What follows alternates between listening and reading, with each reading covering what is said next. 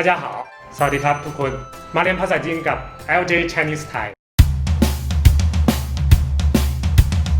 ผมเป็นคุณครู L ที่นี่นะพวกเราก็จะสอนภาษาจีนอย่างสนุกเข้าใจง่ายทุกคนถ้าสนใจภาษาจีนอยากให้เรียนภาษาจีนเข้าใจง่ายขึ้น subscribe page และ channel พวกเราได้เลย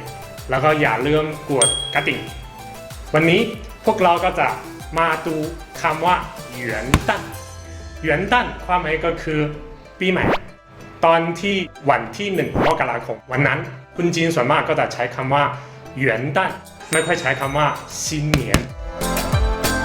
วันนี้คุณครูก็จะเอาตัวอักษรจีนมาเล่าให้ทุกคนฟังด้วยทำไมจีนชอบใช้元旦แล้วก็สำหรับนักเรียนที่ไม่เคยเรียนภาษาจีนสามารถฟังคลิปเสร็จแล้วดูตัวอักษรจีนก็จะเข้าใจว่าคำนี้แปลว่าอะไรสำหรับนักเรียนที่มีพื้นฐานอยู่แล้วก็จะช่วยให้ทุกคนเข้าใจภาษาจีนง่ายขึ้นต่อไปเรียนภาษาจีนก็รู้สึกว่าง่ายมากเลยนะครับพวกเรามาดูพยางค์แรกหยวนเมื่อก่อนเขียนเป็นแบบนี้ตัวอักษรจีนจริงๆมาจากรูปภาพที่คุณสมัยก่อนวาดมานะครับแล้วเปลี่ยนเป็นสี่เหลี่ยมหรือว่ากลมๆก็เปลี่ยนเป็นภาษาจีนเลยนะครับเพราะฉะนั้นพวกเราดูรูปภาพก่อนอย่างเช่นรูปภาพนี้ก็คล้ายๆกันคนยืนตรงนั้นแล้วข้างบนมีอีก1 ขีดก็คือความหมายความว่าหัวของคุณความหมายก็คือเกี่ยวกับเริ่มต้นตอนแรกแล้วก็คนโบราณก็กลัวว่าทุกคนยังไม่เข้าใจก็เพิ่มอีก1 ขีดอยู่ข้างบนจริงๆถ้าบางคนไม่ว่าเคยเรียนภาษาจีนหรือว่าไม่เคยเรียนภาษาจีนก็จะรู้ถ้าเขียนขีดเดียวความหมายก็คือ1สำหรับคุณจีน1ความหมายก็คือตอนแรก1 2 3 4 5เพราะฉะนั้นหยวนความหมายก็คือตอนแรกเริ่มต้นหยวนพวกเราเรียนเสร็จแล้วถ้าทุกคนฟังเข้าใจแล้วอนาคตเรียนถึงคำว่า100元หรือว่า元首หรือว่า元气คำพวกนี้เกี่ยวกับหยวนทุกคนก็จะเข้าใจมากขึ้นต่อไปตั้นพวกเรามาดูตั้นด้วยกันตั้นนะมีรูปภาพเหมือนกันด้วยรูปภาพนี้นะก็จะให้ทุกคนดูมีข้างบนมีข้างล่างข้างล่างนะก็คือผืนข้างบนนะก็คือพระอาทิตย์ก็เหมือนกับว่าพระอาทิตย์เคลื่อนจากผืนแล้วผืน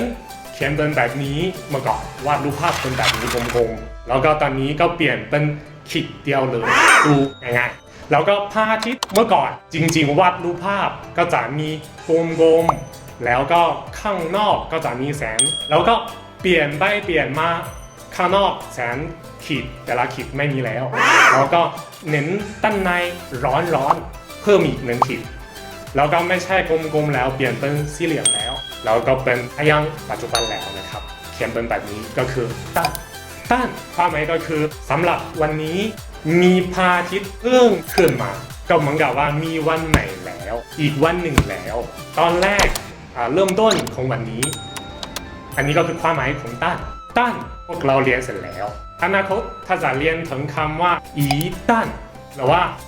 ทงเซียวตาตั้นเรียนถึงคำพวกนี้ทุกคนก็จะเข้าใจง่ายขึ้น2 พยางค์นี้รวมกันก็คือหยวนตั้นก็เน้นความหมายเวลาเริ่มต้นทุกคนฟังเข้าใจหรือยังคุณจีนก็ใช้2 พยางค์นี้เป่าให้คนอื่น